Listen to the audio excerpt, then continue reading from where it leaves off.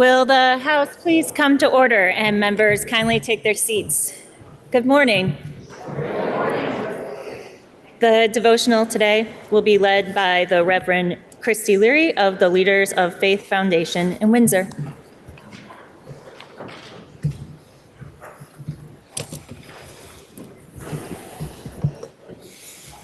Good morning. I'd like to start this devotional time with a short story. Bear with me.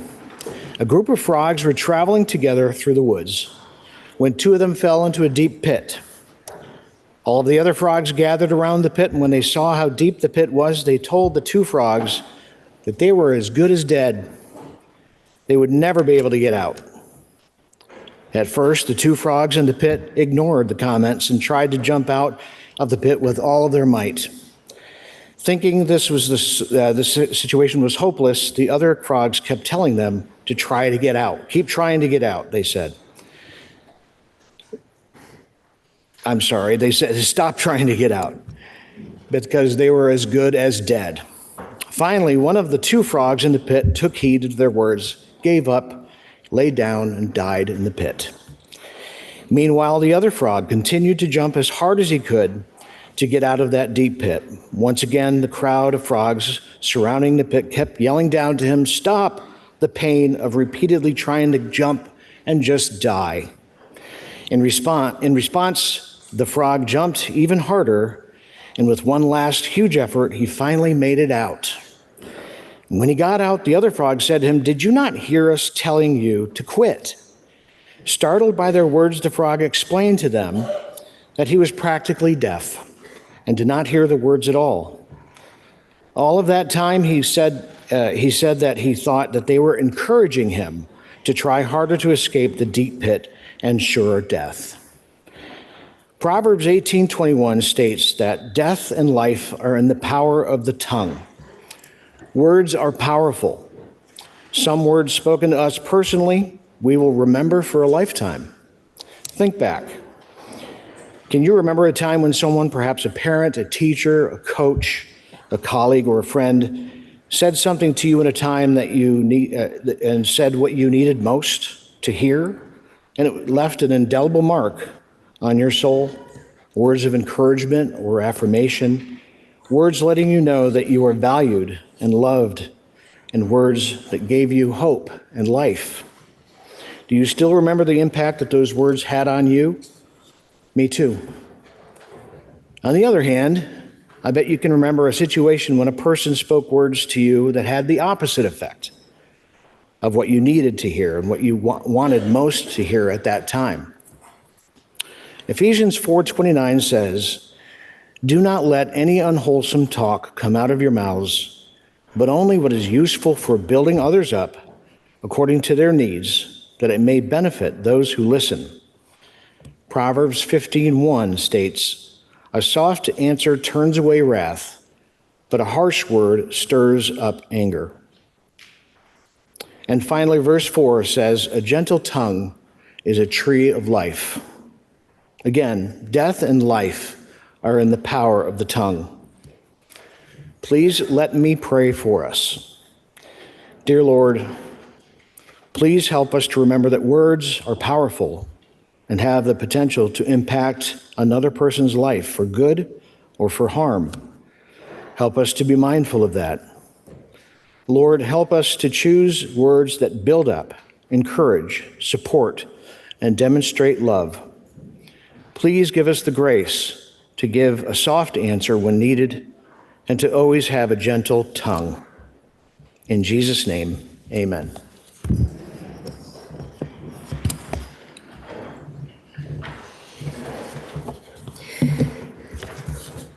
Will members and guests please rise as Page Oscar Volte of Brattleboro leads us in the Pledge of Allegiance.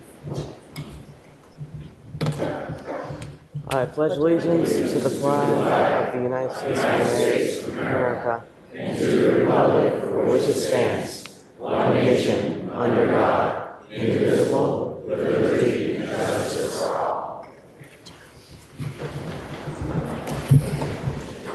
Members, we have received a message from the Senate notifying us that the Senate has refused to concur in the House proposal of amendment on Senate Bill 51, which is an act relating to the Vermont Unpaid Caregiver Tax Credit, and requested a committee of conference and appointed its members for that purpose. Pursuant to that action, the chair appoints the following members to serve on the part of the House: the member from Brattleboro, Representative Kornheiser; the member from Woodstock, Representative Kimball; and the member from Fairhaven, Representative Canfield.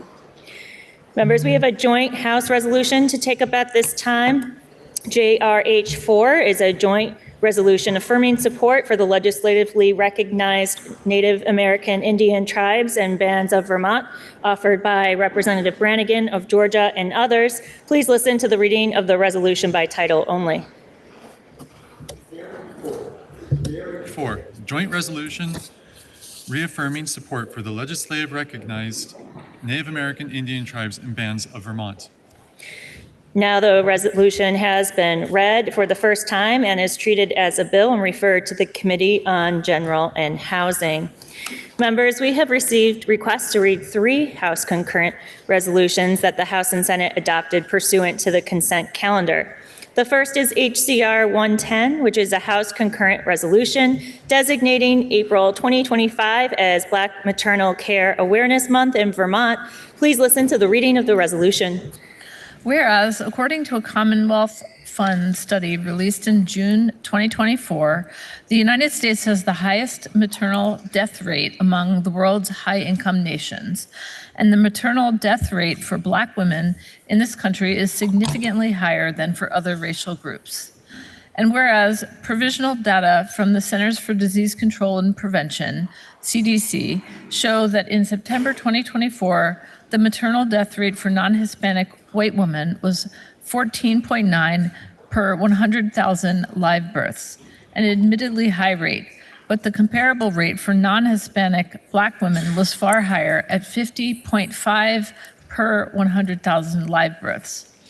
And whereas the most recently published CDC infant mortality data by race and Hispanic origin from 2023 reported 4.48 infant deaths per 1,000 live births for non-Hispanic white women, while the non-Hispanic Black infant mortality rate was 10.93 per 1,000 live births.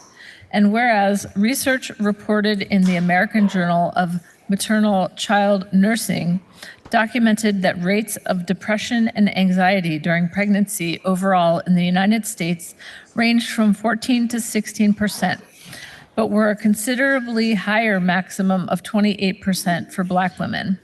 And whereas the higher prevalence of Black women lacking access to comprehensive prenatal care or health insurance coverage contributes to these statistics.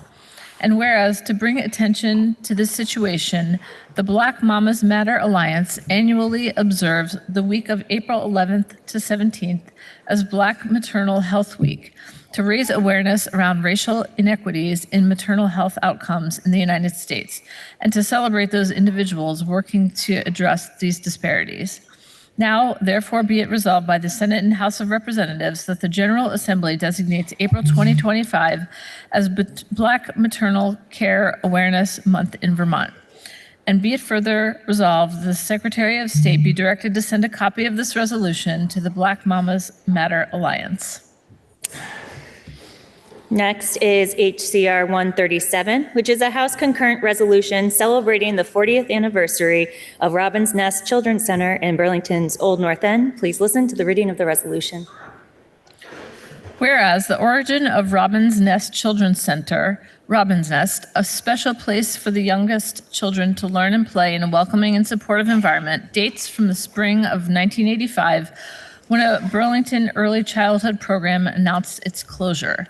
And whereas this decision impacted the parents of the enrolled youngsters whose daily lives depended on the availability of a trusted child care facility and the staff who would lose their jobs.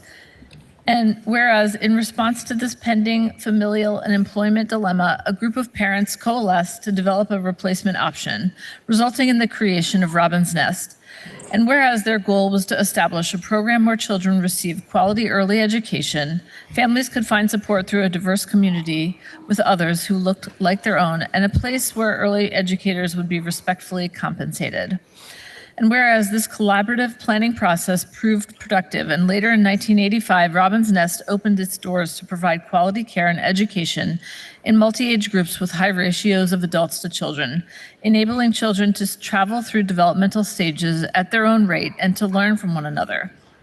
And whereas this core objective is reflected in Robin's Nest's mission to provide a play-based environment for infants, toddlers, and preschoolers, nurturing minds, friendships, and families. And whereas in 2025, Robin's Nest marks 40 years of early childhood care and educational excellence, and now serves 31 infants, toddlers, and preschoolers, representing 23 families with the caring support of 9 dedicated teachers. Whereas the diverse enrolled population includes 35% who are BIPOC, Black, Indigenous, or persons of color, and 65% receive monetary support from the state's Child Care Financial Assistance Program. And whereas the vision of 40 years ago remains a thriving reality, now therefore be it resolved by the Senate and House of Representatives that the General Assembly celebrates the 40th anniversary of Robin's Nest Children's Center in Burlington's Old North End, and be it further resolved that the Secretary of State be directed to send a copy of this resolution to Robin's Nest. And finally, HCR 134 is a House concurrent resolution honoring Cassandra Polhemus for her exemplary leadership of the Vermont Economic Development Authority. Please listen to the reading of the resolution.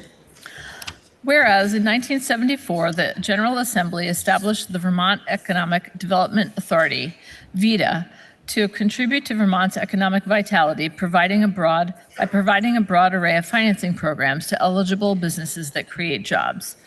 And whereas since 2019, Cassie Polhemus, an economics graduate of Williams College, has served as VEDA's extraordinary Chief Executive Officer, overseeing the organization's increase in lending commitments from $2.5 to $2.8 billion. And whereas Cassie Polhemus's record of achievement at VEDA predates her current role, as she joined the staff in 2013 as a commercial lender, and this talented employee rose through the ranks, being named Director of Operations in 2014, selected as the Chief Operating Officer in 2017, and in 2019, appointed as Chief Executive Officer. And whereas when the pandemic struck in the late winter of 2020, Cassie Polhemus immediately and effectively oversaw VEDA's seamless transition to a paperless hybrid work environment, and she responded to this unanticipated crisis in a manner that ensured entrepreneurial economic continuity and revitalization in as short a time frame as possible. And whereas VEDA's notable pandemic-related accomplishments under her outstanding supervision were, in 2020, rolling out a $2.3 million farm operating loan program, in 2020 to 2021, closing 1,040 Paycheck Protection Program loans worth $45.4 million.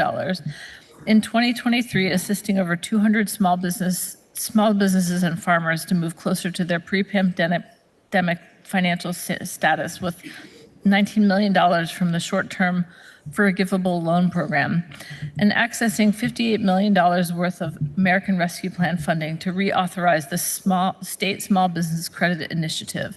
And post-pandemic, in 2024, Cassie Polhemus oversaw VEDA's creation of the new forestry loan program. And whereas in 2025, Cassie Polhemus, who is concluding her VEDA leadership role on June 30th and is highly respected among her professional colleagues, was the deserved recipient of the Federal Small Business Administration's Financial Services Champion Award. Now, therefore, be it resolved by the Senate and House of Representatives that the General Assembly honors Cassandra Polhemus for her exemplary leadership of the Vermont Economic Development Authority. And be it further resolved that the Secretary of State be directed to send a copy of this resolution to Cassie Polhemus. Are there any announcements? Member from Georgia. Thank you, Madam Speaker. It's my pleasure to introduce to you this morning Christy Leary. He led our devotional time before we call the meeting to order. He's the legislative chaplain with Leaders of Faith Foundation and resides in Windsor. Please help me welcome him to the State House. Will the guest of the member from Georgia please rise and be recognized?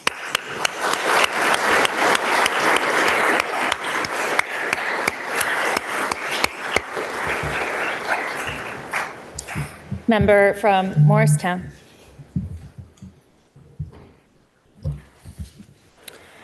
Madam Speaker, we just heard a resolution designating April 2025 as Black Maternal Care Awareness Month for Vermont.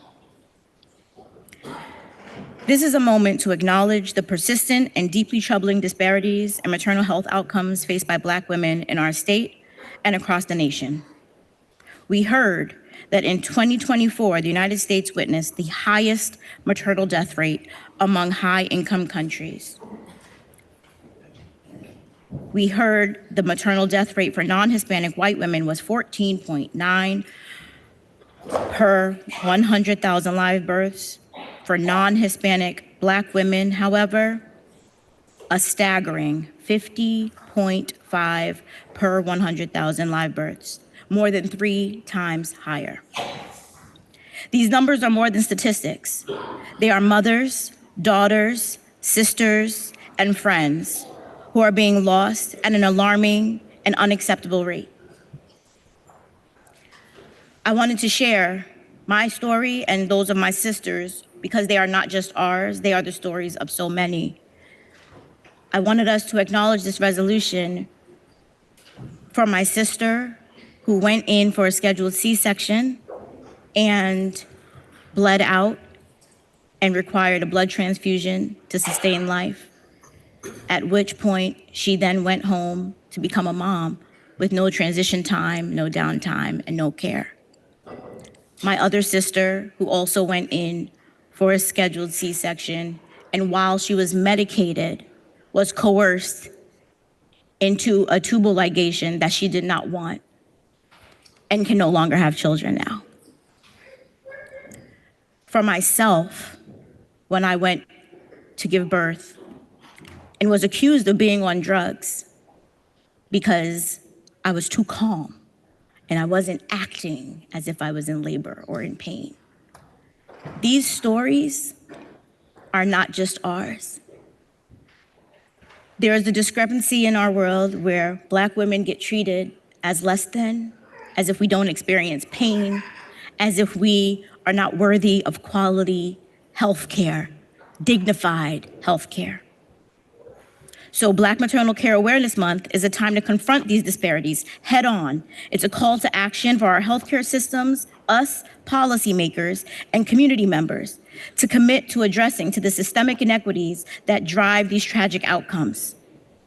It is also a time to celebrate the resilience and strength of Black mothers and the tireless advocates who work every day to make maternal health equity a reality.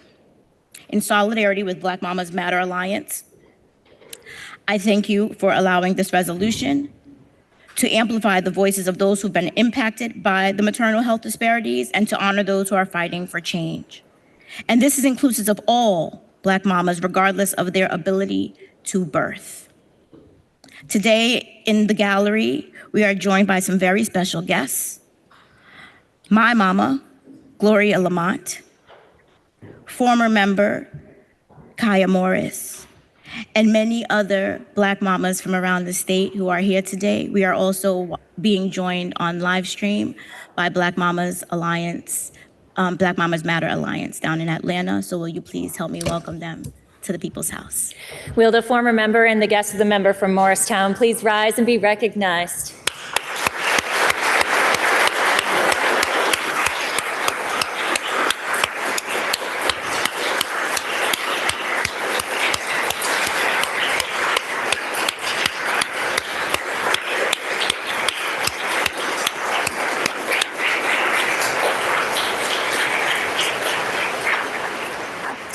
Member from Essex. Thank you, Madam Speaker. So from cradle to childcare and preschool, infant toddler rooms, I don't know how many parents in this room are familiar with the scene of taking your infant or toddler or preschooler to a center, and sometimes the drop-off can be an ugly scene, and we have to push through and learn, especially initially, that it's worth it and that our kids are going to be in great care.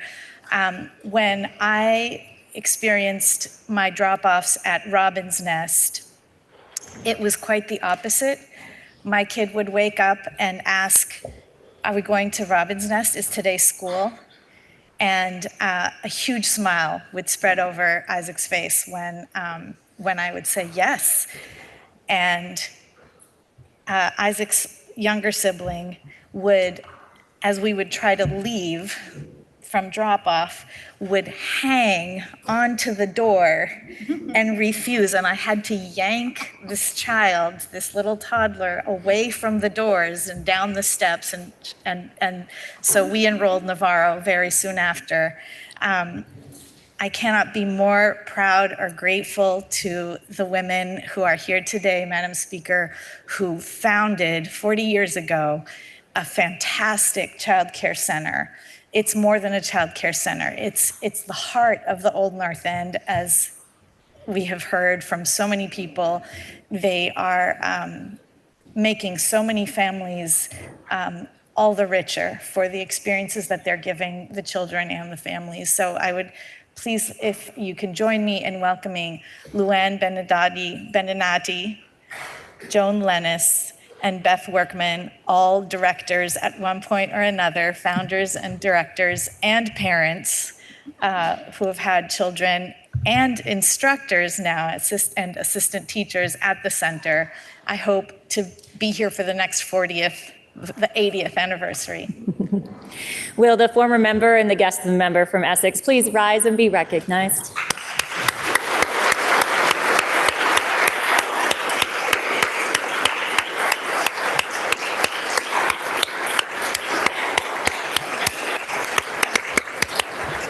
Member from Whiteham.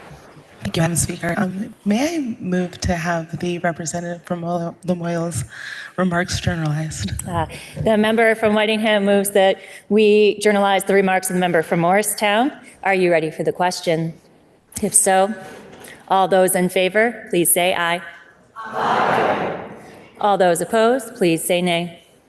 The ayes appear to have it. The ayes do have it, and you have journalized the remarks from the member from Morristown. Member from Shaftesbury. Madam Speaker, a few minutes ago, we heard the reading of a resolution honoring the impeccably credentialed Cassie Polimas for her outstanding leadership of the Vermont Economic Development Agency, where she served as CEO since 2019. It may not be widely known that VITA plays a critical funding role in Vermont's working lands economy through its Vermont Agricultural Credit Corporation. And during her time at VITA, Cassie oversaw the creation of the Farm Operating Loan Program and just last year, the Forestry Loan Program. These programs fill the void when commercial borrowing isn't able to meet the need. And I would now like to yield to the member from Coventry. The member from Shaftesbury yields to the member from Coventry. Madam Speaker, as we've heard, VITA is probably the closest that we have to a state bank. VITA has been instrumental in making sure that not only our farm and forestry businesses are viable, but also our municipalities, as well as other businesses throughout the state, taking subordinate positions in loan packages to make sure that really these projects that Vermont needs happen. So in 2019, Joe Bradley retired. Huge shoes to fill. Cassie stepped up and fill them she did. During the pandemic, VITA was there. Cassie was in our committee quite a bit, I would say, working with us to make sure that our Vermont businesses and our Vermonters were taken care of during the pandemic, and continues that service throughout Vermont. So now, as Cassie's time at VITA is ending. She has a new chapter in her life to begin. I think it's fitting for us to say thank you on behalf of all Vermonters and wish her a great retirement and all the best in her new chapter of her life. Will the guest member from Coventry please rise and be recognized?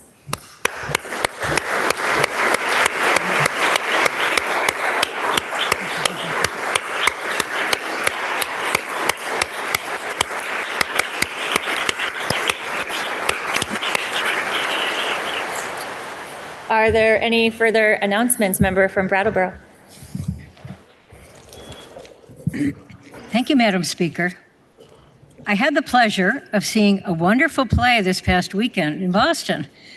It was a hilarious story about Ethan Allen and the turncoat Benedict Arnold, set against the actual history of Ethan Allen's role in the Revolutionary War in Vermont, produced by the prestigious Boston Stage Company.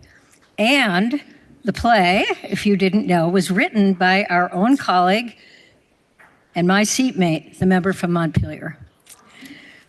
Madam Speaker, I ask you and the body to congratulate the member for this accomplishment and wish him future success as a playwright. Congratulations, member.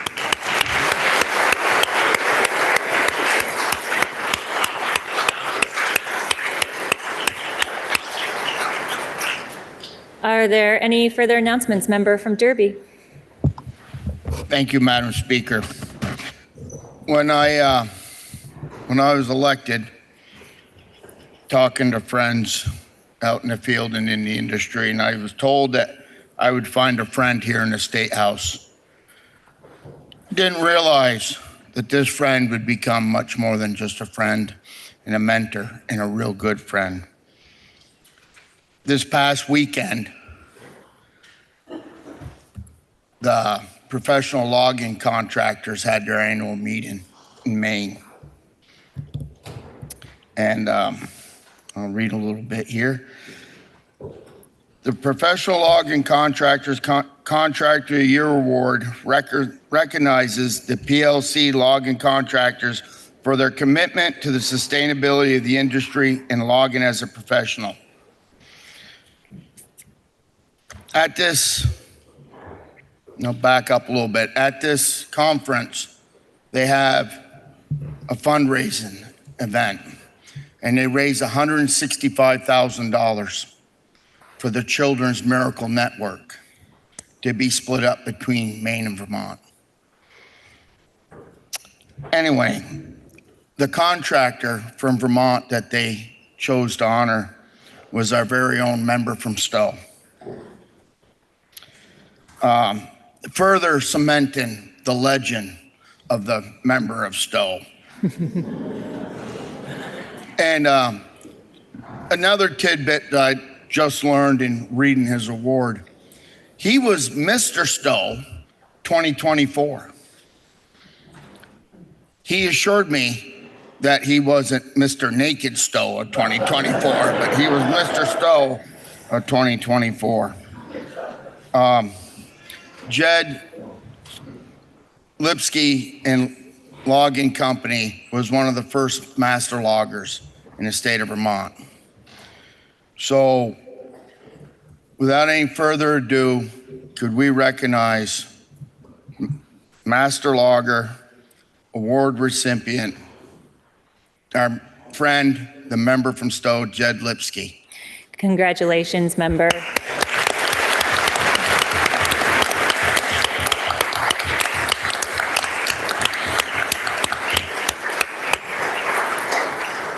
Are there any further announcements, member of Shelburne?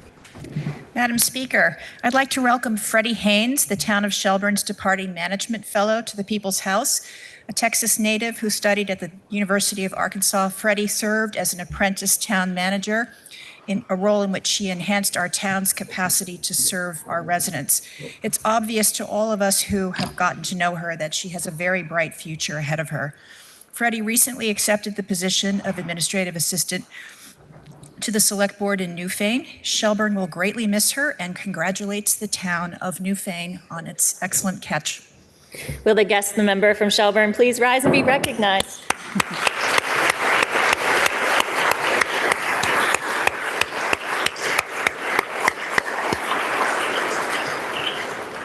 Are there any further announcements? Member from Cambridge.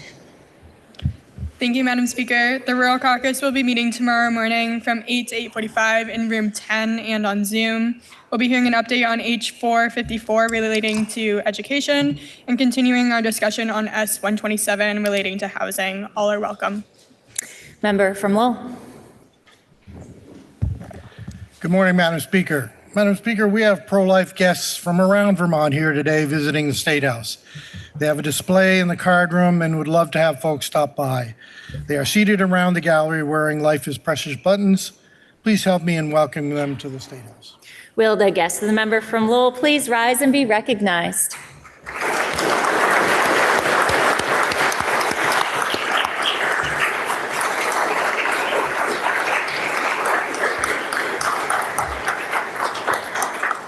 Member from Chittenden.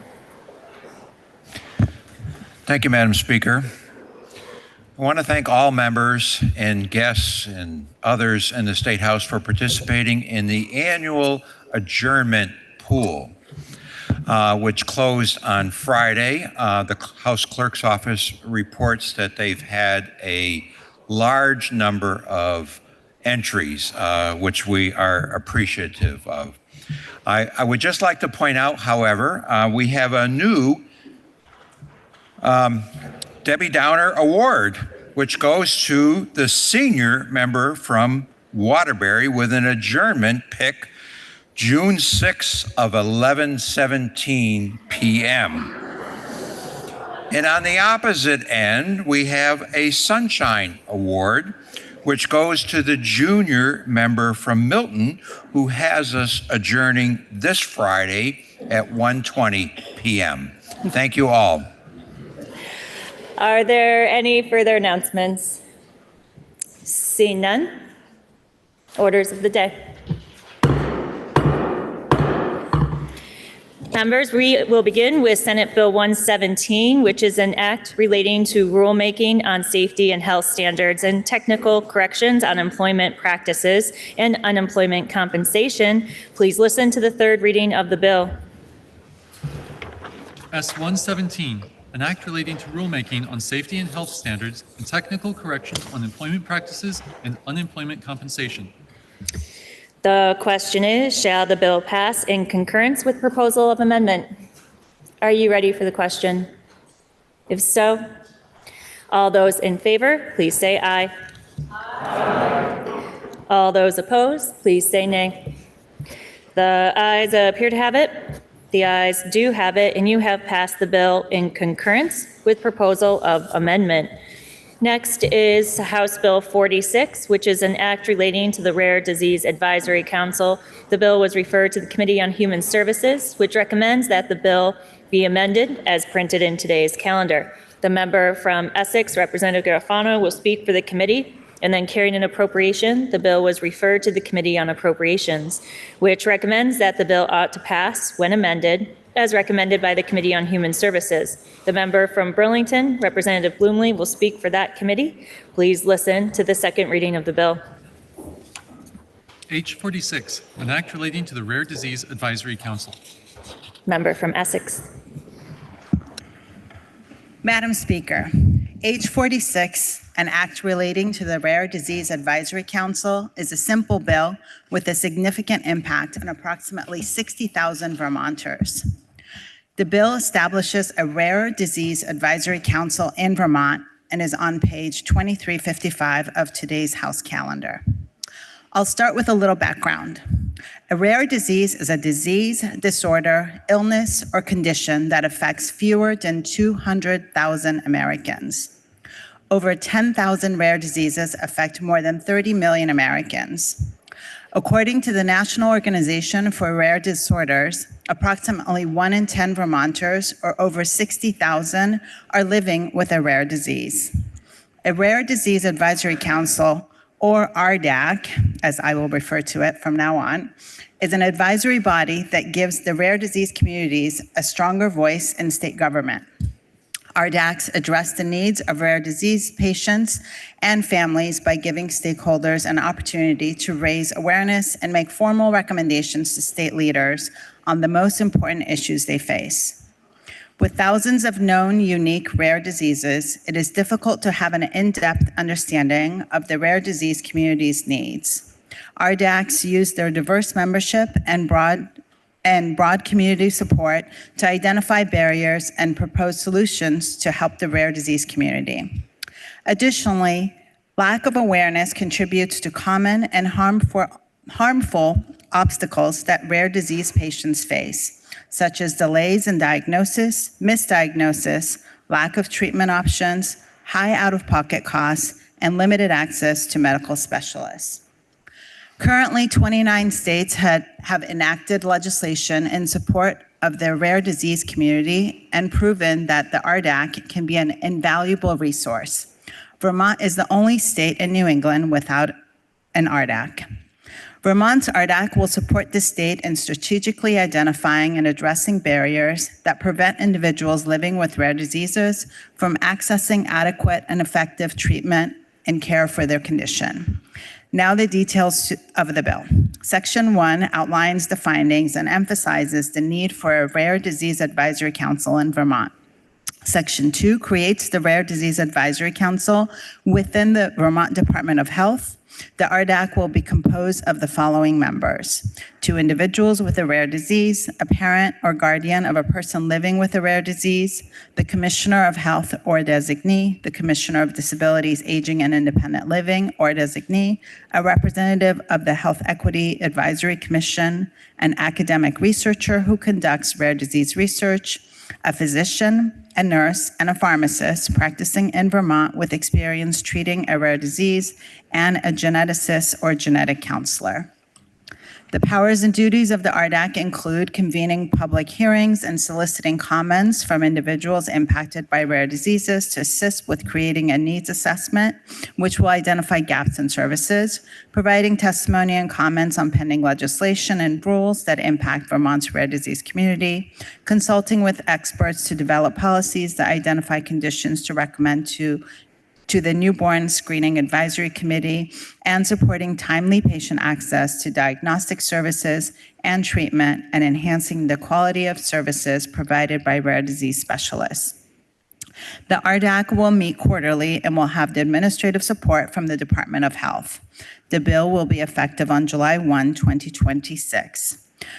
The House Human Services Committee heard testimony from the sponsor of the bill, Legislative Counsel, Office of Legislative Counsel, Deputy Commissioner, Vermont Department of Health, Public Health Policy Advisor, Vermont Department of Health, 2 individuals with lived experience, parent and advocate, a parent and a member of National Fragile X Foundation, caregiver and family member, care services coordinator, Vermont, the ALS Association, Managing Director of Advocacy Northeast, the ALS Association, National Organization for Rare Disorders, and the Dean of the Larner College of Medicine at the University of Vermont.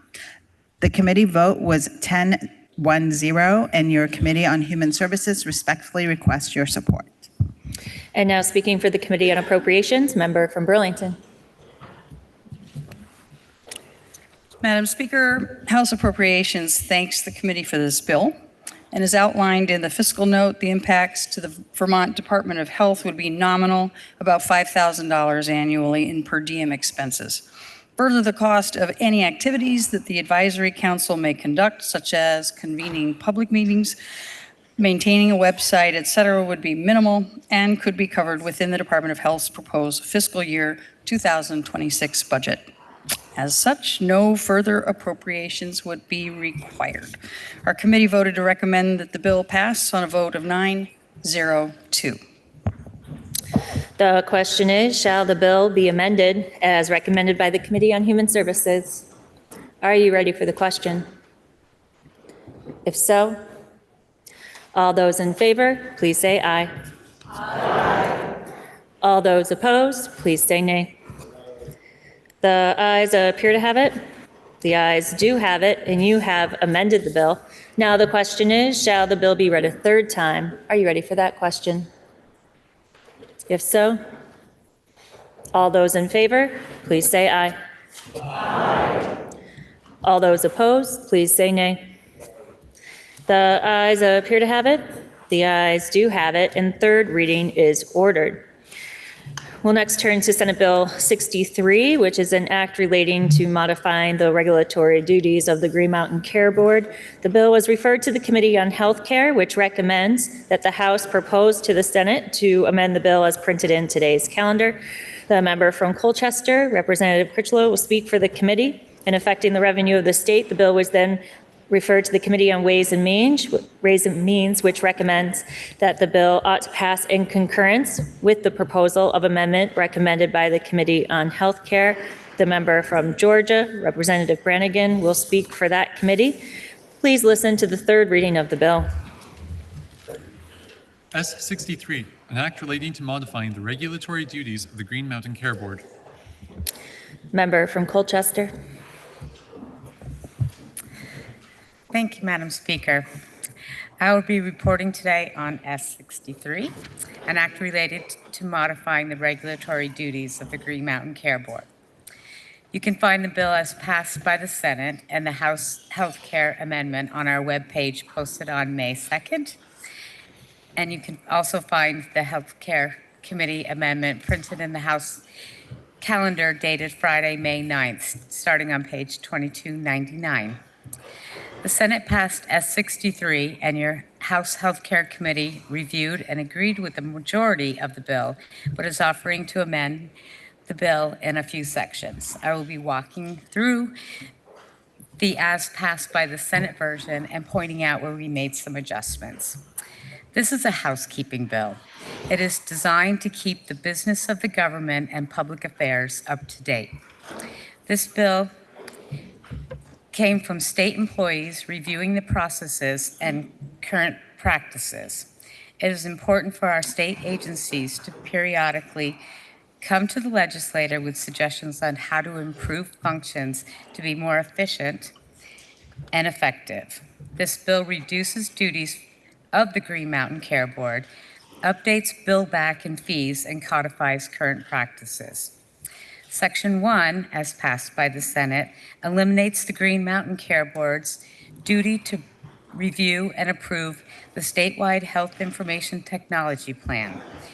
Green Mountain Care Board is currently in an oversight position and would prefer to have a more collaborative role in developing and updating the Health Information Technology Plan.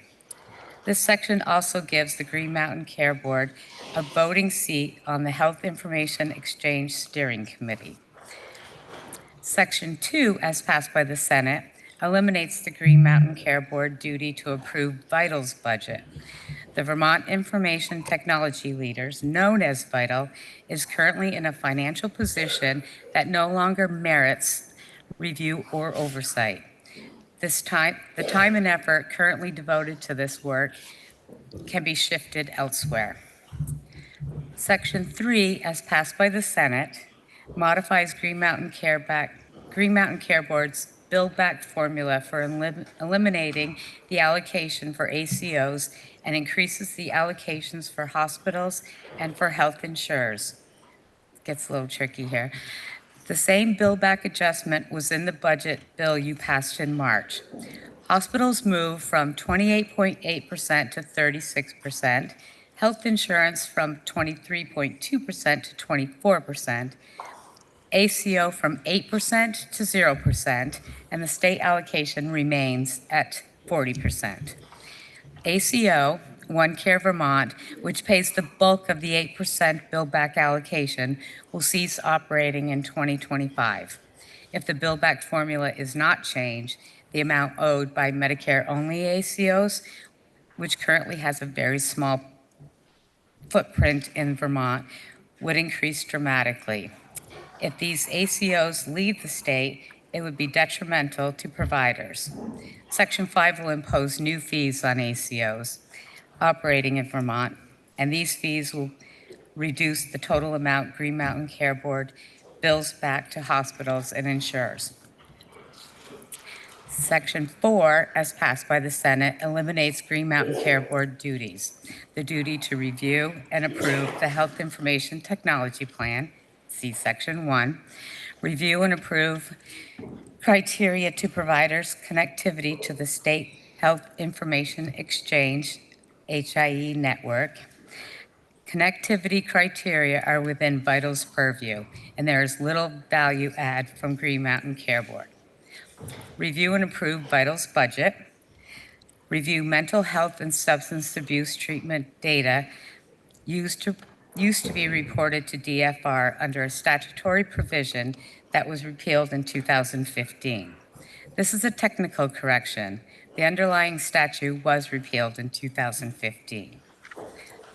Section 5, as passed by the Senate, expands the scope of ACOs that must be certified in order to operate in Vermont from just those that receive payments from Medicaid and/or commercial insurance through a payment reform program or initiative to any ACO. Currently, Medicare-only ACOs do not need to be certified to operate in Vermont, but do need to have their budgets approved by Green Mountain Care Board. Certification is a more effective tool than overseeing Medicare-only ACOs for a budget review. It modifies and simplifies the criteria that must be met for Green Mountain Care Board to certify an ACO. It allows Green Mountain Care Board to adopt rules creating a streamlined certification process for Medicare-only ACOs. Medicare-only ACOs are subject to significant vetting and oversight by CMS and a streamlined certification process for these ACOs is appropriate. It eliminates the existing ACO budget process provisions and establishes a new budget review criteria for ACO that accepts Medicaid and/or commercial insurance, not Medicare payments. Medicare-only ACOs are often organized out of state and operate in multiple states, complicating budget review. Certification is a more appropriate tool to regulate Medicare-only ACOs. It establishes fees for ACOs, $10,000 for initial certification, $2,000 per year for continued certification, and $125,000 for budget review. Proposed fees reflect the anticipated cost of the regulatory activities and will reduce the amount of the bill back to hospitals and insurers. In our Healthcare Committee amendment, it amends the delay in the requirement for an ACO to be certified to operate in Vermont to January 1st, 2027. This will give Green Mountain Care Board time to amend its ACO certification rules to reflect the modified criteria and establish a streamlined review process for Medicare-only ACOs. This change occurs within the Section 10 of the effective dates. Section 6 and 7, as passed by the Senate, modifies the hospital budget review statutes and allows a psychiatric hospital that is not operated by the state to have a fiscal year that runs January 1st through December 31st. All other hospitals would continue to have a fiscal year that runs October 1st through September 30th. This allows the Brattleboro Retreat to retain its calendar fiscal year and allows the Green Mountain Care Board to continue reviewing Brattleboro Retreat's budget after it established the budgets of the 14 acute care hospitals. There's no change to current practice. In our healthcare amendment, it specifies that hospital budget proceedings shall not be contested cases under the Vermont Administrative Procedures Act, VAPA, and that all final actions, orders, or determinations by the Green Mountain Care Board under the hospital budget statute are appealable to the Supreme Court. Section 8, as passed by the Senate, updates statute on meetings of an ACO's governing to apply to an ACO that contracts with the Vermont Medicaid. The statute was developed for One Care Vermont a statewide ACO that was central to Vermont's healthcare reform efforts. It is not appropriate to Medicare-only ACOs. Section 9, as passed by the Senate, repeals the statute requiring Green Mountain Care Board to conduct an advisory annual review of any all-inclusive population-based payment arrangement between DVA and an ACO for the following calendar year. With the winding down of One Care Vermont at the end of 2025 and the expiration of the all-payer ACO model, the statute is unnecessary. Section 10, as passed by the Senate, effective dates. Section 6 and 7 of this Section 6 and 7 of this section will take effect on passage. Remaining sections take effect on July 1st, 2025. And our House Healthcare Amendment makes Section 5 effective January 1st, 2026. Green Mountain Care Board has certified several ACOs to operate in 2025 and has approved a budget for One Care Vermont for 2025. Delaying the effective date of Section 5 to January 1st, 2026 will make it clear that these actions are not effective. Now I walk you through the House Healthcare Amendment that has two incidences. The first incident of amendment is a strike all to Section 7 of the bill as passed by the Senate. Here, the House Healthcare added language that codifies the board's current hospital budget enforcement process, which does not require contested case proceedings under the Vermont Administrative Procedures Act, VAPA, that clarifies that all final actions, orders, or determinations by the Green Mountain Care Board under the hospital budget statute are appealable to the Supreme Court.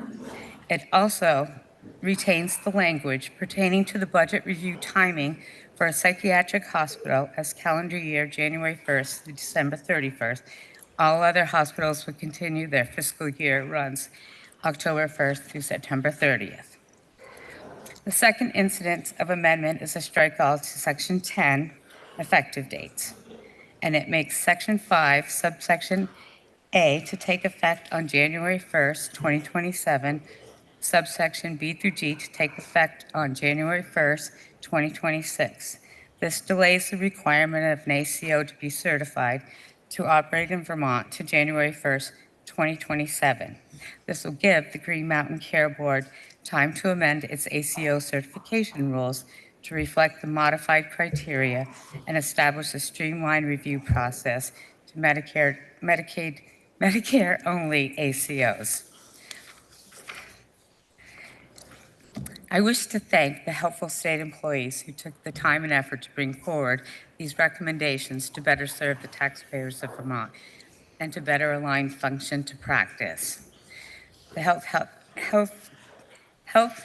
Healthcare Committee heard from the following witnesses: President and CEO of the Vermont Health Information Exchange, that's vital, General Counsel for the Green Mountain Care Board, Chief Legal Officer from the Rutland Regional Medical Center, Deputy Chief Counsel from the Office of Legislative Counsel, Chief Healthcare Advocate from Vermont Legal Aid, the Chair of the Green Mountain Care Board, Vice President of Government Relations from Vermont Association of Hospitals and Health Systems, Staff Attorney from Green Mountain Care Board, Director of Legislative Affairs from Green Mountain Care Board, Health Policy Director from Green Mountain Care Board, and Director of Government, Public, and Media Relations from Blue Cross Blue Shield of Vermont.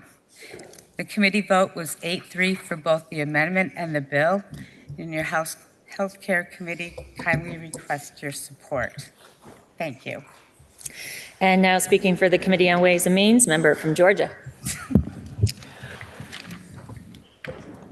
Thank you, Madam Speaker. S63, an act relating to modifying the regulatory duties of the Green Mountain Care Board, came to the Ways and Means Committee last week, and we reviewed the fiscal aspects of this bill. The fiscal changes made establish fees for the Accountable Care Organizations, ACO, and the certification and budget review would be included in these changes. The bill, as recommended by the House Committee on Health Care, made no changes that would have fiscal impact that differ from the bill as it was passed by the Senate. In Section 5, there are 3 fees established: a $10,000 fee for the initial certification, $2,000 fee annually following the initial certification, so that's a renewal fee, and $125,000 for each review of the ACO budget. This is not new money. This is money that the organizations currently pay through their bill-back process. Now it's going to be paid through a fee. The amounts are the same. Currently, there are 3 Medicare-only ACOs operating in Vermont. Madam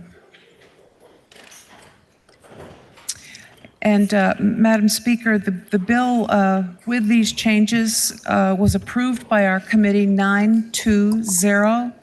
We saw several witnesses come in and speak about this: the Deputy Chief Counsel at the Office of Legislative Counsel, the reporter of the bill, the Principal Fiscal Analysis at the Joint Fiscal Office, and the Finance Director of the Green Mountain Care Board. So we ask for approval on this change. Thank you. The question is, shall the House propose to the Senate to amend the bill as recommended by the Committee on Health Care? Are you ready for the question? If so, all those in favor, please say aye. Aye. All those opposed, please say nay. Nay. The ayes appear to have it. The ayes do have it, and you have proposed to the Senate to amend the bill. Now the question is, shall the bill be read a 3rd time? Are you ready for that question? If so, all those in favor, please say aye. Aye. All those opposed, please say nay. Nay. The ayes appear to have it. The ayes do have it, and 3rd reading is ordered. Up next is Senate Bill 50, which is an act relating to increasing the size of solar net metering projects that qualify for expedited registration. The Senate concurred in the House proposal of amendment with a further proposal of amendment thereto that is printed into today's calendar. Member from Manchester. Madam Speaker, S50 is a narrowly crafted bill that deals with small solar arrays, the kind of arrays that Vermonters choose to install on their own property. The primary purpose of the bill is to make it easier and faster for slightly more powerful arrays to qualify for the existing expedited registration process through the Public Utility Commission. The cap for this program is currently 15 kilowatts. But as solar technology has evolved, you can now fit a 25 kilowatt array into about the same footprint. S50 keeps up with the changing times by raising the fast permitting cap to 25 kilowatts and adding a consistent statewide minimum setback for these projects. In considering the bill, the Senate agreed with almost all of the language that the House sent over a few weeks ago. They are, however, proposing one additional amendment to Section 1. In my original floor report, I explained that when homeowners want to put in a small array, they work with their installer to fill out the expedited registration paperwork. This includes a decision by the homeowner to either keep or give to the utility company the Renewable Energy Credit, or REC. The vast majority of homeowners assign their REC to the utility. On rare occasions, the installer might make a mistake with this paperwork. With that in mind, the House bill allows customers to change their decision once, but only within 120 days after the solar array goes online. So basically, you'd have a few months to look at your electric bill and make sure that you're getting the proper credits. This is a prospective change. In other words, it would only impact small residential arrays that come online from the effective date of the bill if it becomes law. The Senate has proposed one additional provision here. Their amendment would allow a small and very brief look-back opportunity, the chance for customers whose arrays came online between January 1, 2023 and July 1, 2025 to also change their mind, also only once, by assigning their rec to the utility. The request must be submitted to the PUC by September 2nd, 2025. Madam Speaker, our committee heard from the Public Utility Commission, Green Mountain Power, and Renewable Energy Vermont, and these important stakeholders didn't have any objections to this one-time window. With that in mind, the Committee on Energy and Digital Infrastructure reviewed the Senate proposal of amendment and on a straw poll of 9-0 voted to concur. We ask the body to support. The question is, shall the House concur in the Senate proposal of amendment to the House proposal of amendment? Are you ready for the question? If so, all those in favor, please say aye. Aye. All those opposed, please say nay. The ayes appear to have it. The ayes do have it, and you have concurred in the Senate proposal of amendment to the House proposal of amendment. Up next is Senate Bill 125, which is an act relating to workers' compensation and collective bargaining rights. The bill was referred to the Committee on General and Housing, which recommends that the House propose to the Senate to amend the bill as printed in today's calendar. The member from Essex, Representative Dodge, will speak for the committee. Please listen to the second reading of the bill. S-125, an act relating to workers' compensation and collective bargaining rights. Member from Essex. Thank you, Madam Speaker. So the amendment to S-125 as recommended by the Committee on General and Housing would allow supervisors employed in the judiciary to organize and bargain collectively, and would increase the showing of interest threshold required to decertify an existing bargaining representative across all 7 of Vermont's labor relations statutes. The workers' compensation provisions included in the Senate's bill have been deleted, as these are now incorporated into Senate Bill 117, as you heard. And the committee is also recommending deletion of a provision that would have required contractors and subcontractors working on certain state construction projects to submit certified payroll weekly to the agency overseeing the project. Sections 1 to 4 related to workers' compensation, medical case management, and enhanced penalties for late payment of weekly wages. So these 4 sections, the first 4 of the bill, have been deleted and incorporated into S-117. So we get to page 2216 of Thursday, May 8th's House calendar. Section 5. This relates to judiciary employees, labor relations. Supervisory employees. So currently, supervisors working in the judiciary are not permitted to organize and bargain collectively. So you'll see that there's a listing of employees, types of employees, and these are all the people that can currently not bargain collectively. And so we are proposing in Section 5 to remove. So that's why supervisory is has a strike through. So that removes supervisory employees from the definition of who is not an employee under the Judiciary Employees Labor Relations Act, or JELRA. The bill gives supervisors the statutory right to organize and bargain collectively. It does not require them to unionize. This statutory change will allow them to do so if they choose. The VLRB, Vermont Labor Relations Board, still needs to approve who qualifies as managerial versus supervisory and whether to approve the bargaining unit. So now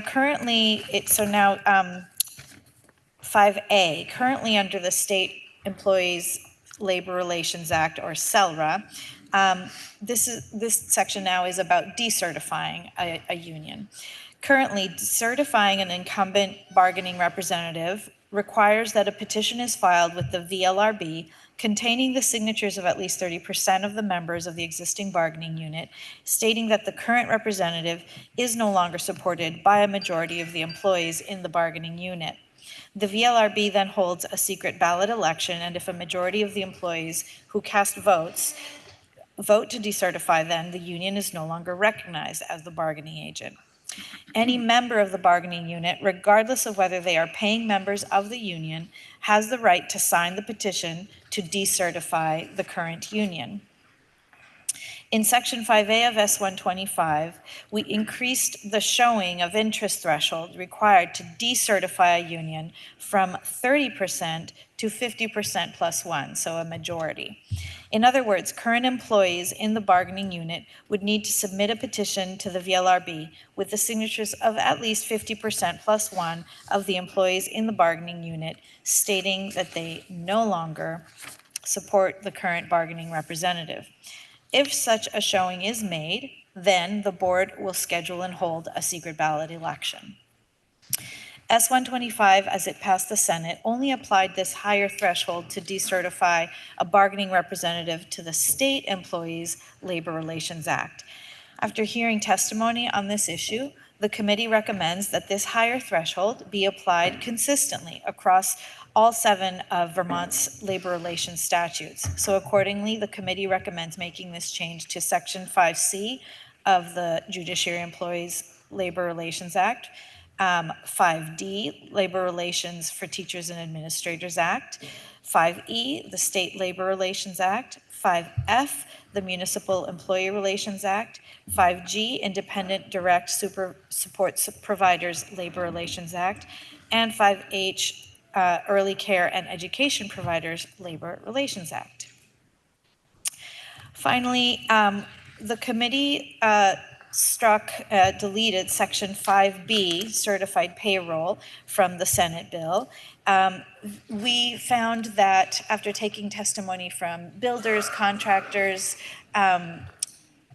that even though other states have adopted this, a lot of New England states, in fact, they tended to have larger administrative capacity than Vermont would have had, and it was not clear that we were able to support that measure in our state, and that it would have been onerous not only on the smaller contractors who might take part in a larger project, but also on the state itself to take in weekly payroll information and to hold it and keep it private and make it available should anyone need this. So the effective date of the bill would be July 1st, 2025. And given the deletion of the workers' compensation provisions at in the original Senate bill, it is proposed that after passage, the bill title be amended to read an act relating to collective bargaining.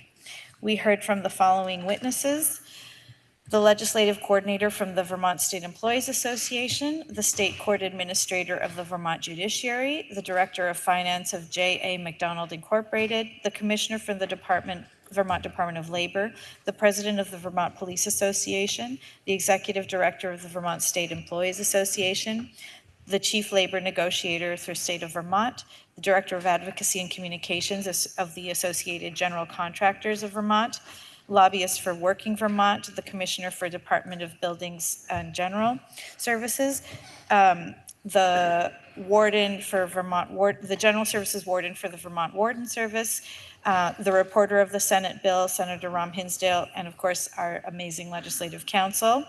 The committee vote was 8-1. We recommend this bill to pass, and we hope the House will join us. Members, it is my understanding that the member from Chittenden will not be offering his amendment. So now we'll turn to the member from Bennington, Representative Greer, who has an amendment to the report of the Committee on General and Housing that is printed in today's calendar. Member from Bennington. Thank you, Madam Speaker. The amendment presented before the body today is parallel to the original bill introduced in January, H295, by me, the member from Derby, and many others. And I'll be brief in my explanation. This is going to be short. After we originally discussed H295 in committee, it was pointed out that the Senate had included H295 in the apparatus of their omnibus labor bill, which was S125, which we're debating today, which at the time dealt with wages, which is the subject of the amendment, as it requires the payout of accrued vacation time upon separation from employment. And now, after the Senate reviewed and amended the bill in discussion with your House Committee on Housing in General, the bill does not pertain in the same way to wages as it once did. And so I want to apologize for offering this amendment at this time. I want to thank our House Clerk for noting that the amendment is not germane. And I will just kindly and dearly note this. I'm probably the only member in this body that will point of order myself, because I will call out any nonsense by anyone. Madam Speaker, I will speak to the merits of this bill in the future. That on that. But I ask leave of the House to withdraw my amendment at this time for now. Absent Thank you. objection, leave is granted. So the question is, shall the House propose to the Senate to amend the bill as recommended by the Committee on General and Housing? Member from Chittenden. Thank you, Madam Speaker. May I inquire of the reporter of the bill? The member from Essex is interrogated. Madam Speaker, I'm a little confused. Maybe the member can elaborate. Section 5H talks about petitions of 30% of an employee unit being able to suffice for forming a union. And then in Section 5E, 1584, it talks about now 50% to rescind. Madam Speaker, why would there, am I reading this wrong or reading it correctly? And why would there be a difference, 30 one way and 50 the other way? Madam Speaker, I am trying to catch up to the sections that you are finding to have a discrepancy. Can you please point me again? I think it was Section 5H.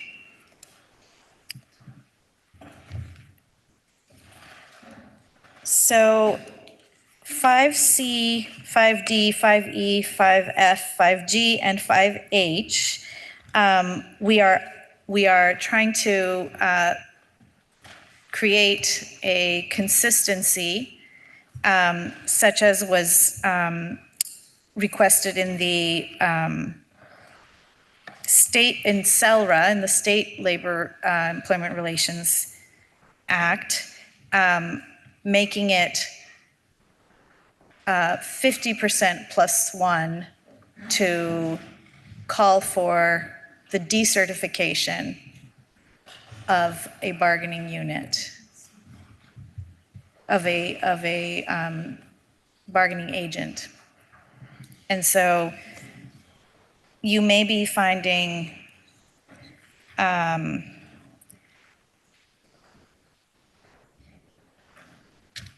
information about the certification.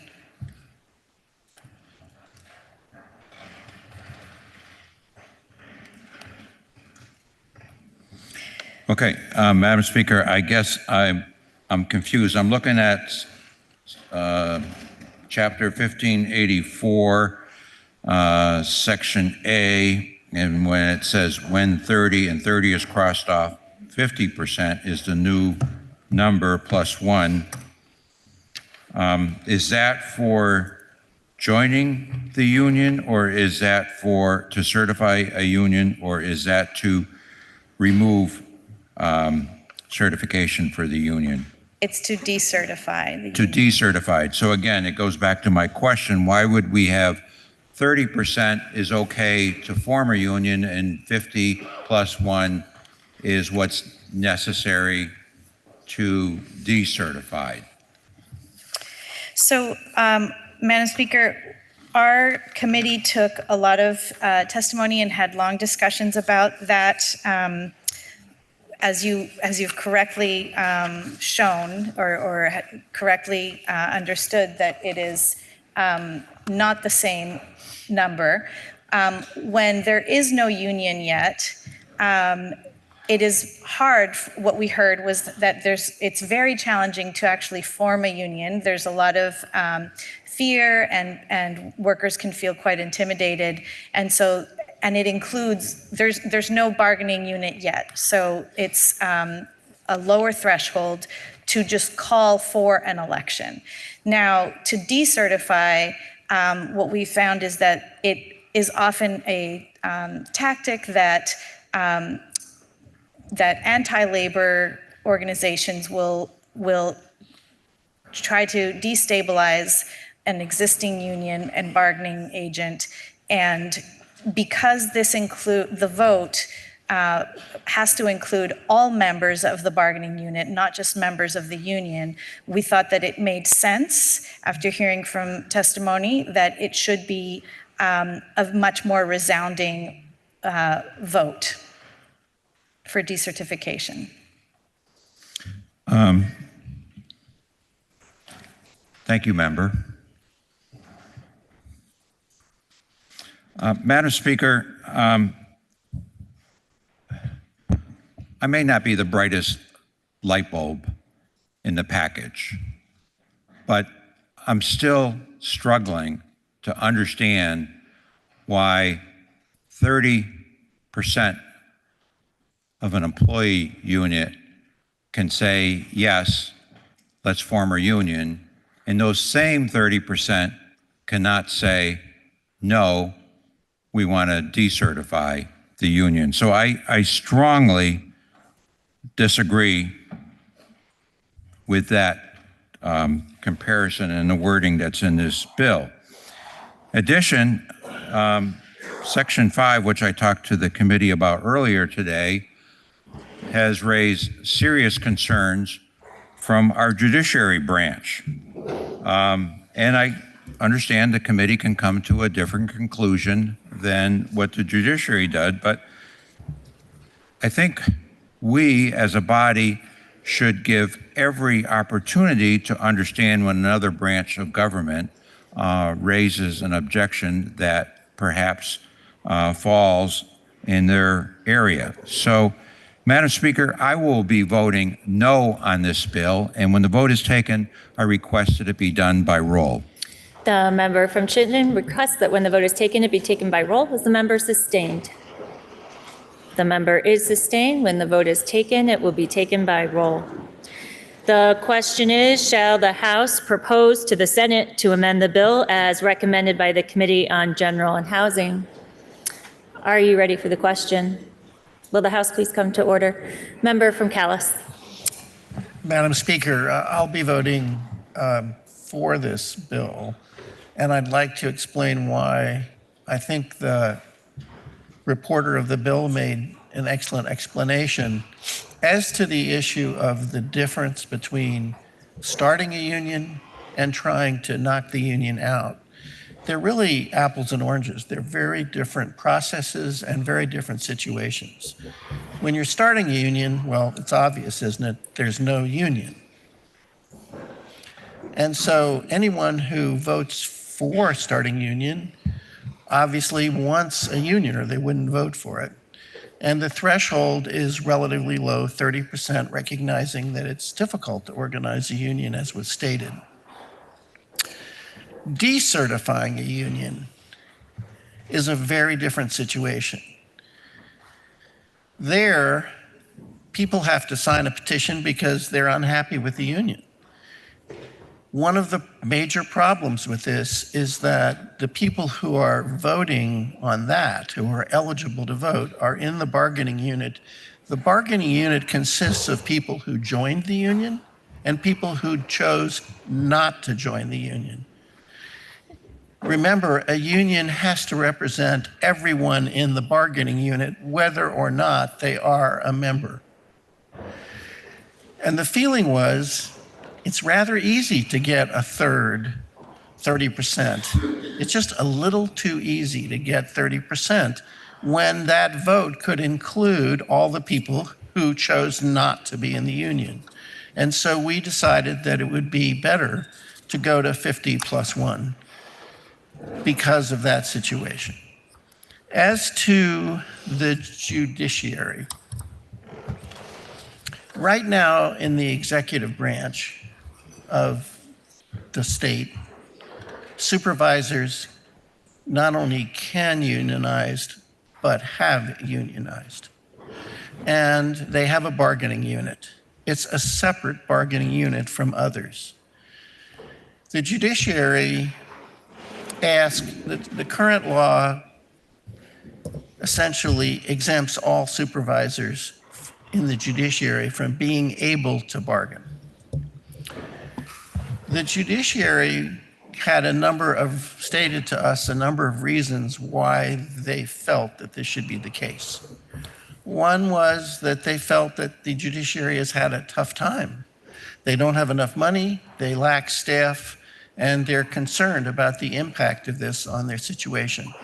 We felt that although they're correct as to their situation, that is the case with all of state agencies, including the executive branch, and we didn't think it was opposite. We didn't think it related to the unionization issue. The second was they were concerned about the conflict that might happen between if you allowed supervisors to organize. And we felt that's dealt with routinely in state and state government by simply putting them in a separate bargaining unit. And finally, and I think most importantly, they were really concerned about the possibility that positions that are currently called managers court managers in the judiciary might be swept into the union and that would be disruptive. We examined that very carefully, and what we determined was that the Vermont Labor Relations Board is an expert at looking at the question of who should be in a bargaining unit. Managers, true managers, that doesn't mean they're labeled manager.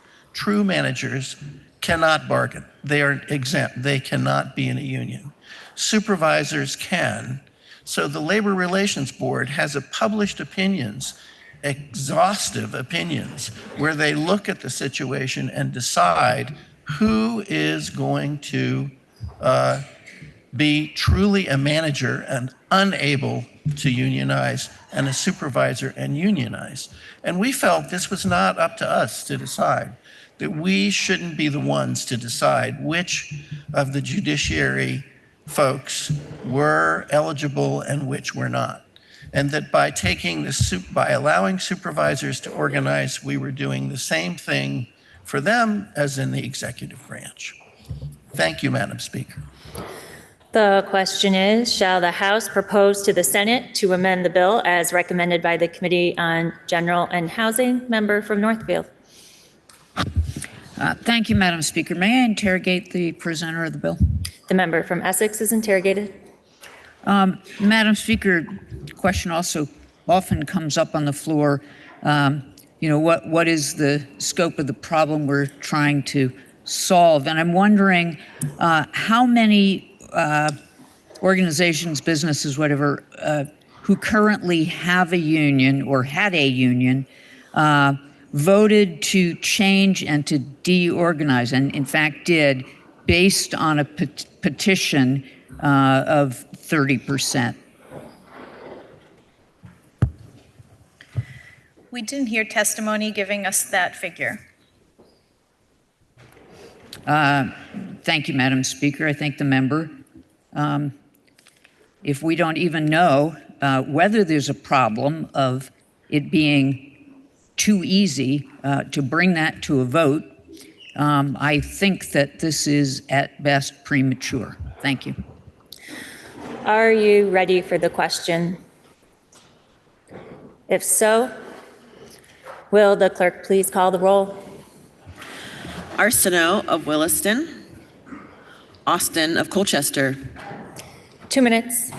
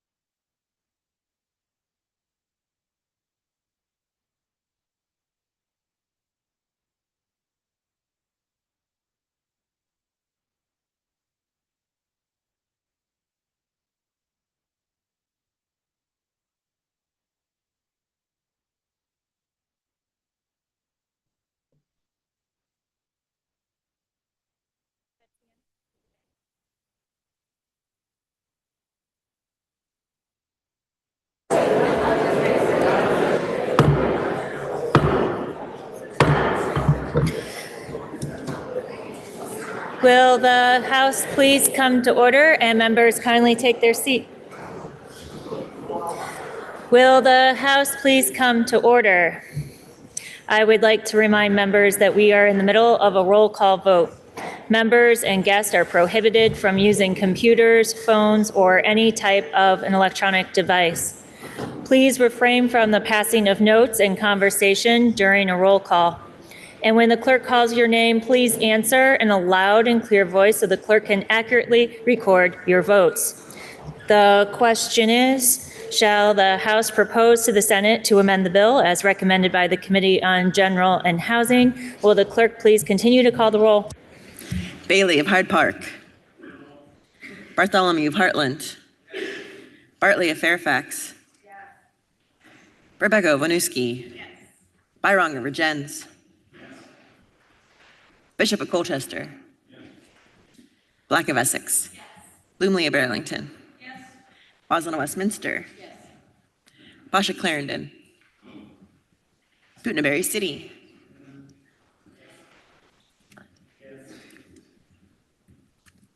Boyden of Cambridge. Brady of Williston. Brannigan of Georgia. Brown of Richmond. Burdett of West Rutland. Burke of Brattleboro. Yes. Burkhardt of South Burlington. Yes. Burroughs of West Windsor. Yes. Berta Cabot. Campbell of St. Johnsbury. Canfield of Fairhaven. Carrie Duncan of Whitingham. Yes.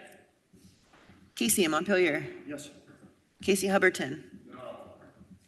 Chapin of East Montpelier. Yes. Charlton of Chester. No. Christie of Hartford. Chena of Burlington. Coffin of Cavendish. No. Cole of Hartford. Yes. Conlon of Cornwall. Cooper of Pownell. Yes. Corcoran of Bennington. Yes. Cordes of Bristol. Yes. Critchlow of Colchester. Yes. Damar of Venusburg. No. Dickinson of St. Albans Town. Dobrovich of Williamstown. Dodge of Essex. Yes. Dolan of Essex Junction. Yes.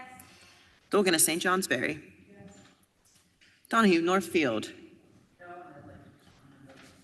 Duke of Burlington. Yes. Durfee of Shaftesbury. Eastus of Guilford. Yes. Emmons of Springfield. Yes. Feltus of Linden. No. Calfetti of Barrytown. Yes. Garifano of Essex. Yes. Goldman of Rockingham. Yes. Goodnow of Bradboro. Yes. Ghostland of Northfield. No. Granting of Jericho. Greer of Bennington. Yes. Gregoire of Fairfield. No. Hengo Berkshire. No. Harpole Glover. Yes. Harrison of Chittenden. No. Harvey of Castleton. Yes. Hedrick of Burlington. Yes. Higley of Lowell. No. Holcomb of Norwich. Yes. Hooper of Randolph. Hooper of Burlington. Yes. Houghton of Essex Junction. Yes. Howard of Rutland City. Yes. Howland of Rutland Town. No. Hunter of Manchester. Yes. James of Manchester. Yes. Kosenska of Burke. No. Keyser of Rutland City. No. Kimball of Woodstock. No. Klepner of Burlington. Yes. Kornheiser of Brattleboro. Yes. Krasnow, South Burlington. Labor of Morgan. No. Lally of Shelburne. No. Lalone of South Burlington. Yes. Lamont of Morristown. Yes. LaRush of Franklin. No. Lipsky of Stowe. No. Logan of Burlington. Yes. Long of Newfane. Yes. Luno of St. Albans City. No. McGuire of Rutland City. No. Malay of Pittsford. No. Marcotte of Coventry. No. Maslin of Thetford. Yes. McCann of Montpelier. Yes. McCoy of Pulteney. No. McFawn of Barrytown. No. McGill of Bridport. Yes. Nicholas of Milton. No. Mahaly of Calais. Yes. Minier of South Burlington. Morgan Ella Milton. Morgan Emma Milton. Morse of Springfield. Yes. Horsey of Bennington. Morrow of Weston. Rohickey of Putney. Nelson of Derby. Nielsen of Brandon. Nigro of Bennington. North of Ferrisburg. Noyes of Wolcott. Nugent of South Burlington. O'Brien of Tunbridge. Odie of Burlington. Oliver of Sheldon. Olson of Starksboro. Page of Newport City. Parsons of Newberry. Pezzo of Colchester. Pincinel of Dorset. Pouch of Heinsberg. Powers of Bradford. Thank you. Priestley of Bradford. Pritchard of Pollitt. Quimby of Linden. Rachelson of Burlington. Sekowitz of Randolph. Shy of Middlebury. Sheldon of Middlebury. Sibilia of Dover. Southworth of Walden. Squirrel of Underhill. Steady of Milton. Stevens of Waterbury. Stone of Burlington. Supernon of Barnard. Sweeney of Shelburne. Taglavia of Corinth. Taylor of Milton. Tomlinson of Winooski. Two for St. Albans Town. Torrey of Moortown. Walker of Swanton. Wazazack of Berry City. Waters Evans of Charlotte. Wells of Brownington. White of Waitsfield. White of Bethel. Winter of Ludlow. Wood of Waterbury. Yakavoni of Morristown. Arsenault of Williston. Burdett of West Rutland. Campbell of St. Johnsbury. Christie of Hartford. Chena of Burlington. Conlin of Cornwall. Dickinson of St. Albans Town. Granning of Jericho. Hooper of Randolph. Krasnow of South Burlington. Minier of South Burlington. Nigro of Bennington. O'Brien of Tunbridge. Sheldon of Middlebury. Supernon of Barnard. Taylor of Milton. Walker of Swanton. Wazazack of Berry City.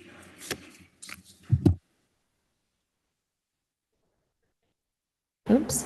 For a purpose of explanation, member from Northfield. 30% to petition to organize, 30% to petition to no longer support being organized. Either way, leading to a full vote, not to a final action. Equal voice to both to seek such a vote is established in current law. That balance should not be disturbed to give one voice more weight than the other. I vote no. Member from Shelburne. Madam Speaker, I support unions and the right to organize. However, this bill broadly applied without regard to an organization's size could disadvantage entrepreneurs and the small businesses Vermont depends on and whose investment we seek to attract to create new jobs and opportunities for Vermonters.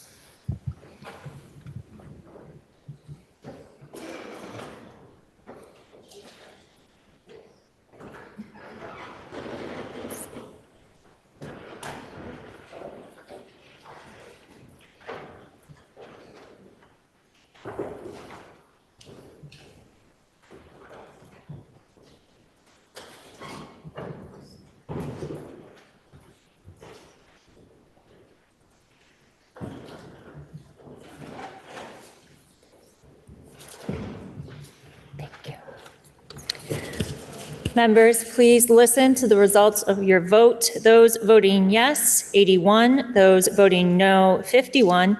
The ayes have it, and you have proposed to the Senate to amend the bill. Now the question is, shall the bill be read a third time? Are you ready for that question?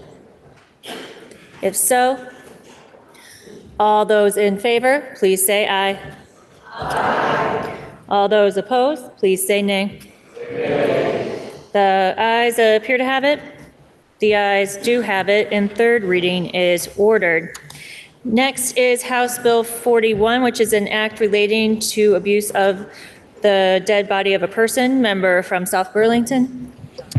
Madam Speaker, I move that we postpone action on H41 one legislative day. The member from South Burlington moves that we postpone action on House Bill 41 for one legislative day. Are you ready for the question? If so, all those in favor, please say aye. Aye. All those opposed, please say nay. The ayes appear to have it. The ayes do have it, and you have postponed action on House Bill 41 for one legislative day. Members, the final bill on our action calendar today is House Bill 98, which is an act relating to confirmatory adoptions. The bill passed the Senate with a proposal of amendment that is printed in today's calendar. Member from South Burlington.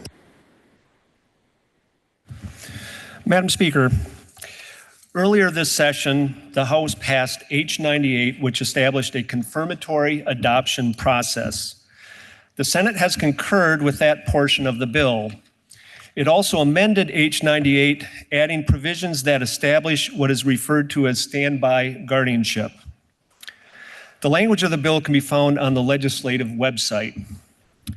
As a reminder, Section 1 of H98 establishes an expedited confirmatory adoption process for parents who conceived a child through assisted reproduction and who are already recognized as parents under Vermont law. This process gives additional protection for parental rights when these parents travel outside of Vermont. It provides a judgment issued by a court that must be recognized by other states. The Senate made no changes to this provision that passed the House. The Senate's amendment added sections 2 through 8. These sections clarify the process for immigrant parents to create a guardianship for children in the event that the parents are subject to adverse immigration proceedings and are detained or deported. Before walking through these sections, I'll provide a bit of background. Vermont Legal Aid currently oversees an immigrant minor standby guardianship project. The project helps immigrant parents make a plan for who will care for their children if the parents cannot do so because they have been arrested or detained by immigration authorities. The project connects immigrant parents with legal representation. The attorneys meet with parents and proposed guardians to fill out powers of attorney and minor guardianship documents, which can subsequently be used in a petition to the court to create the guardianship. So what happens if a parent is arrested or detained by U.S. Immigration and Customs Enforcement, also known as ICE? There is an ICE directive that addresses this situation. Madam Speaker, may I read from that directive? You may. ICE personnel should accommodate a covered individual's efforts to make alternative care arrangements for their minor children prior to their arrest or detention. If the covered individual cannot make an alternative care arrangement for the minor child at the time of arrest, ICE personnel must contact the local child welfare authority or law enforcement agency to take custody of the minor children, end quote. Presumably, under this directive, ICE would accommodate the plan that an undocumented parent has put together with the help of Vermont Legal Aid and would facilitate placing the children in the alternative care arrangement.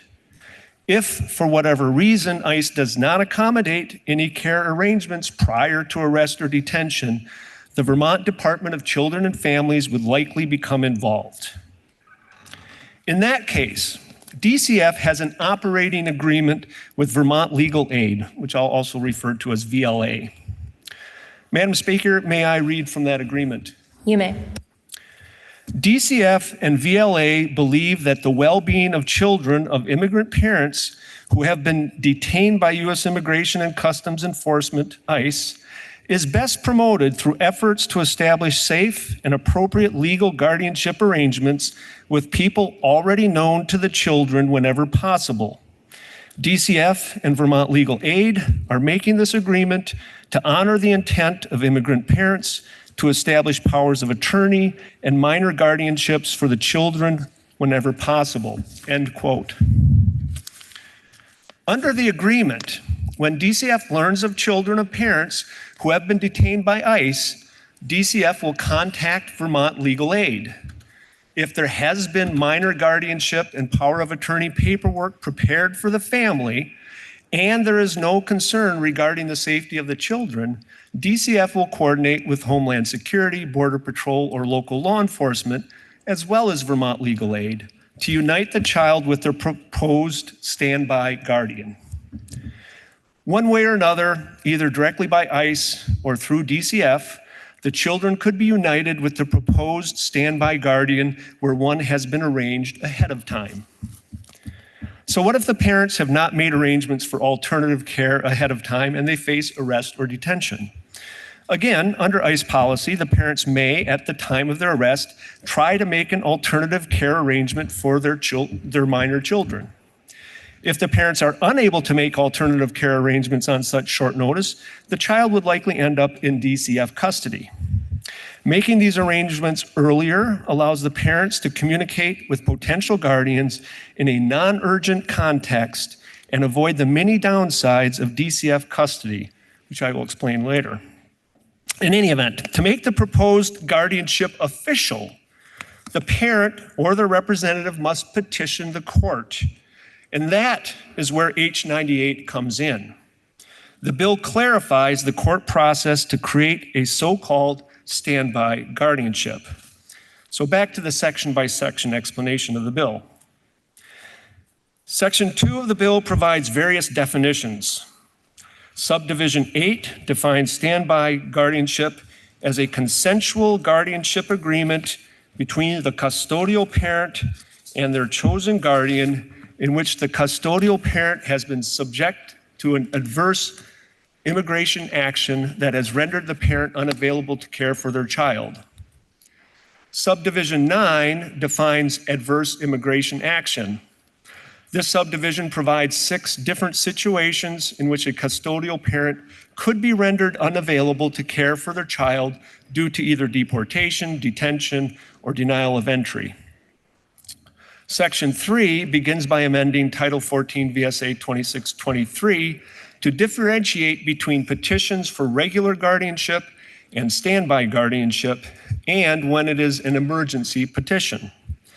This section establishes requirements for the information to be included in the petition, such as the proposed guardian's relationship to the child, names of other household members, why the guardianship is being sought, and several other important factors that a court shall take into consideration when determining whether or not to grant a guardianship. This section also requires notice of service to all parties involved, although there are exceptions. The court may waive notice requirements if the identity or location of the parent is unknown, if the parent is detained as a result of an adverse immigration action, or if no contact can be made with the parents after reasonable efforts have been made. If the factors involved in this exception change, the court must reopen the proceeding at the request of a parent of the child who did not receive notice. Section 4 concerns the hearing that must be held before a guardianship petition is granted. Under current law, subsection F permits the court to delay a hearing until after an emergency petition is filed if the parents are unavailable because they are medically incapacitated or deceased. This bill also permits the court to grant an emergency petition for a standby guardianship if the custodial parent has been subject to an adverse immigration action that renders the parent unavailable to care for the child. Section 5 describes the procedures for obtaining a standby guardianship. The custodial parent and the proposed guardian can sign the petition and other required forms in advance so that the guardian or the parent's attorney can retain the signed forms and only file them with the court if the parent is subject to an adverse immigration action.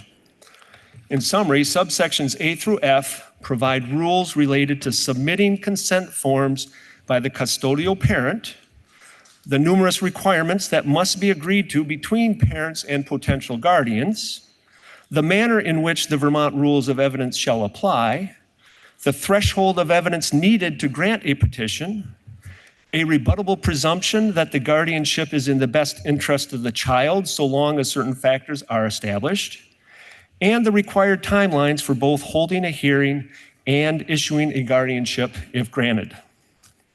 Section 6 adds standby guardianships to the list of guardianship orders that may be issued by the probate division.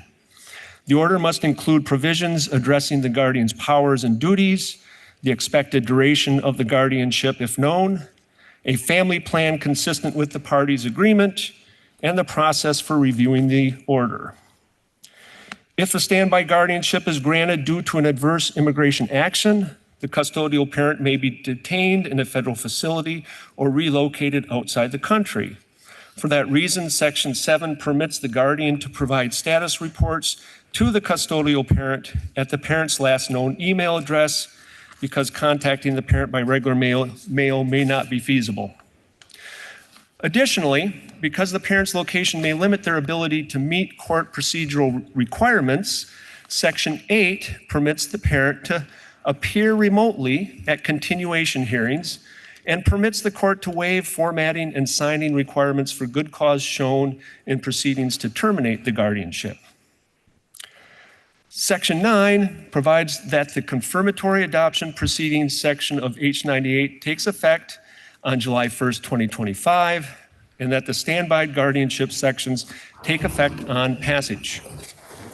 We heard from the following witnesses: Legislative Counsel, the Director of the Vermont Asylum Assistance Project, an attorney from Vermont Legal Aid, the Chief Superior Judge, Deputy Commissioner of the Department of Children and Families, the Intake and Emergency Services Director of the Department of Children and Families, and an alternate guardian from Bellows Falls. The vote in committee was 6-3-2 to concur with the Senate proposal of amendment. H98 clarifies a process that allows immigrant parents to identify trusted adults who can step in as temporary guardians if the parent is detained or deported. The parent's children can get some comfort by knowing the person that would care for them in the event their parents are detained. This process helps ease traumatic separations or confusion in emergency situations. It also avoids the necessity for DCF to take legal custody of the children in these situations. Under current law, some courts may grant petitions for temporary guardianships when a parent is detained or deported by ICE, but some courts may not grant such petitions. H98 clearly authorized Vermont courts to approve standby guardianships so long as the criteria of the bill are met. H98 provides needed clarity and consistency in our courts to help avoid unnecessary DCF custody. And there are downsides to DCF custody in these situations. The department's focus is on taking care of children in abusive situations, not in situations where children are separated from their parents due to an adverse immigration action. In addition, once children have been placed in DCF legal custody, they cannot be released to an informal guardian or easily reunited with their parent in another country. DCF is fully supportive of H98. H98 is centered on ensuring the best interests of children. It allows families some peace of mind, knowing that there is a path to put into place their plans to keep their children safe and in community care. And I ask for your support. The question is, shall the House concur in the Senate proposal of amendment? Are you ready for the question? If so, all those in favor, please say aye. Aye. All those opposed, please say nay. Nay. The ayes appear to have it. The ayes do have it, and you have concurred in the Senate proposal of amendment. Members, that completes the orders of the day. Are there any announcements? Member from Randolph. Madam Speaker, I have two very special guests with me in the chamber today. I'm hoping we can welcome my wife, Jenny Davis, and mother-in-law, Barbara Davis. Will the family of the member from Randolph please rise and be recognized?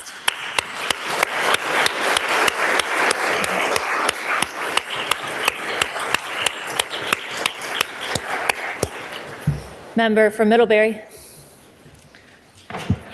Madam Speaker, on Friday, the Budget Committee of Conference came to agreement unanimously on the FY26 budget. It has been voted out of the Senate this morning and will be on the House floor Thursday.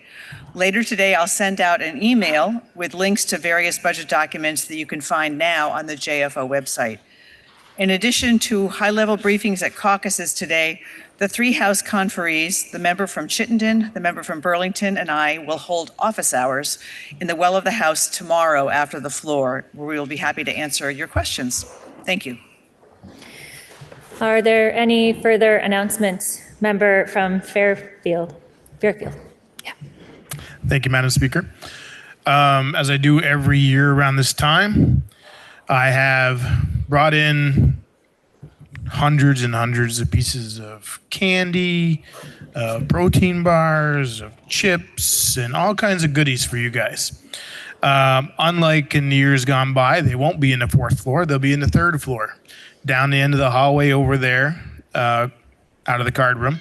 On top of the piano in the room in the end, there'll be bags. Just take something, don't be greedy. But have fun. There's a lot of different things there, and enjoy. Are there any further announcements? Member from Essex Junction. Madam Speaker, the House Democrats will caucus in room 11 immediately following adjournment. Member from Poultney. Madam Speaker, House Republicans will caucus immediately following adjournment in room 10. And member from Burlington. Madam Speaker, House Progressives will not be caucusing today. Are there any further announcements? Seeing none. Member from Poultney, can you please offer us a motion to adjourn until Wednesday, May 14th at 1 p.m.? Madam Speaker, I make a motion this body stand in adjournment until Wednesday, May 14th, 2025 at 1 p.m. Will the House please come to order? You have heard the motion. Are you ready for the question? If so, all those in favor, please say aye. Aye. All those opposed, please say nay.